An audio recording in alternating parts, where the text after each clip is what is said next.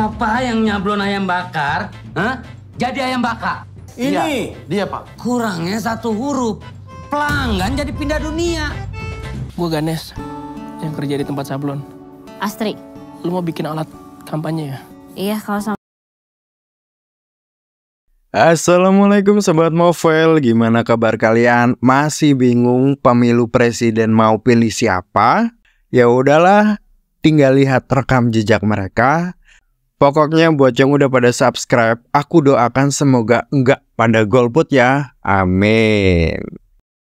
Lagi-lagi aku mau bahas film Indonesia terbaru ya. Aku yakin banget pembahasan ini telat, tapi nggak masalah buat aku. Yang penting aku mengulas dari hati dan sejujur-jujurnya dari sudut pandang diriku.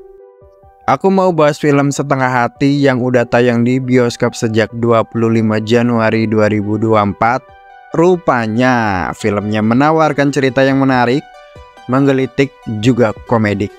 Filmnya dibintangi oleh Yusuf Mahardika, Tisa Biani, dan lain-lain pokoknya ya. Film ini disutradarai oleh Hasto Broto yang sebelumnya udah bikin film Kasinem Is Coming dan Kejar Mimpi Gaspol.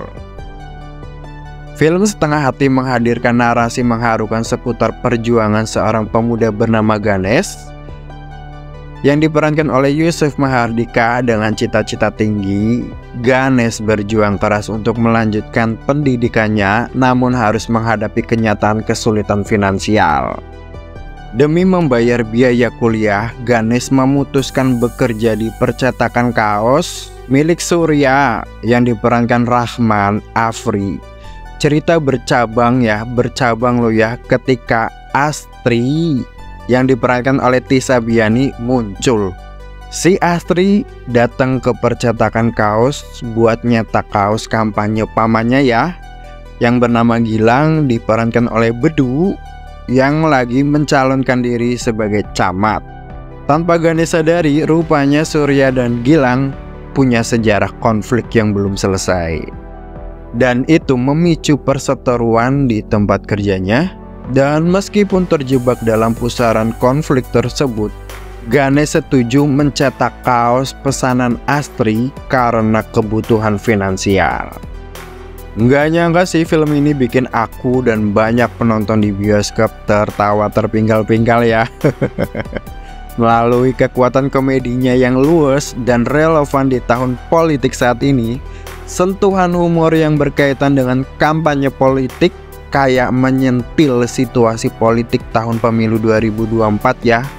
Kendati pun dalam filmnya itu berkisah tentang pemilihan camat, tapi seenggaknya cukup relevan banget malah untuk tahun politik saat ini. Ini benar-benar komedi politik lah pokoknya. Keberhasilan ini jelas tercermin dari reaksi diriku yang hampir selalu tertawa, yang enggak maksa buat ketawa ya. Tentunya hal demikian menciptakan pengalaman hiburan yang menyenangkan.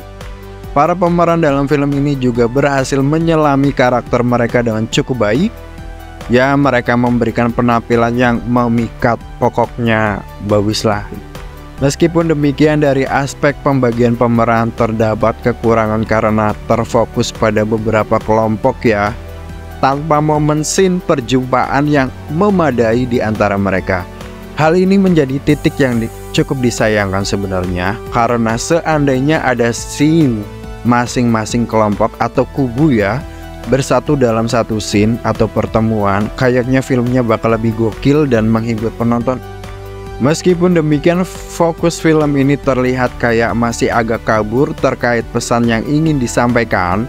Meskipun mengangkat tema drama dan komedi politik, esensi film ini agak kurang jelas dalam menyampaikan pesan-pesannya. Entahlah, mungkin aku yang agak kurang peka menangkap esensinya mungkin ya. Dalam hal chemistry antara dua pemeran utama si Yusuf Mahardika dan Tisa Biani, kritik sedikit muncul. Menurutku adegan mereka dalam beberapa scene terasa kurang mendalam. Menurutku loh. Meskipun begitu, kualitas penampilan mereka tetap cukup baik. Dan dengan demikian aku hanya bisa kasih skor 7 dari 10 aja. Film ini jelas lucu loh, jelas menghibur, jauh dari kata buruk. Dan tentunya berhasil memberikan pengalaman hiburan yang solid. Tapi ya hanya saja masih ada ruang untuk perbaikan. Kendati pun begitu, aku tetap menanti sequelnya kalau ada ya. Tapi ya, buat kalian yang masih ragu nonton film ini, sebaiknya jangan pikir panjang lagi karena komedi film ini sangat menghibur.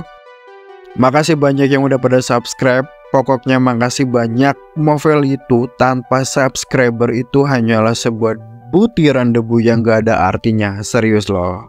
Sampai jumpa lagi di review berikutnya ya. Wassalamualaikum, bye-bye.